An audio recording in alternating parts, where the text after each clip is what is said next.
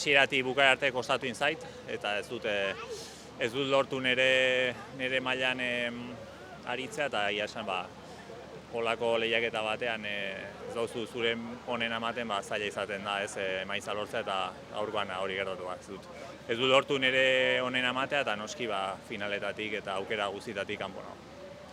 Bai, hori da, azkenean aurten ikusi da naizela forman egon, azkenean emaitzek ematen dizute neurriaz, eta nik uste dut hori oso garbia izan dela, eta ikusiko dugu datorrenean nola jokatu edo zer egin. Zaila esatea orain, mundiala bukatu berri duela egia esan ez dakit ez egingo da, baina egia da oraindik baditugula bi mundu mailako proba polite egiteko, eta erabakiko dugu egun gutxi hauetan egin edo ez, edo descanso hartu. Sí, la verdad es que me ha costado de principio a fin, no me encontraba muy cómodo y una competición así de este nivel, pues si no haces tu bajada, pues te quedas fuera de todas las opciones y es lo que ha pasado hoy.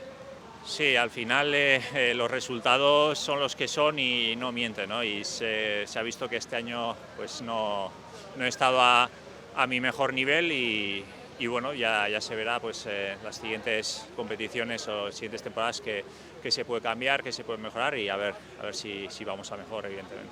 Bueno, la cita más importante de la temporada era esta y ahora teniendo todo tan en caliente es difícil pensar en lo demás, ¿no? Pero es verdad que tenemos 2 pruebas bonitas por hacer, 2 Copas del Mundo más y ya se verá si...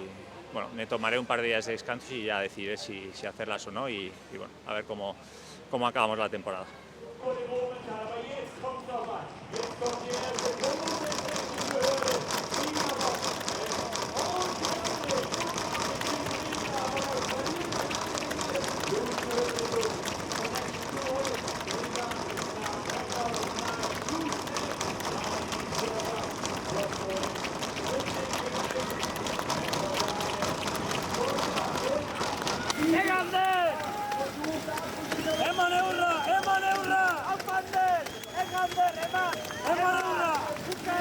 Eman eurra! Sei!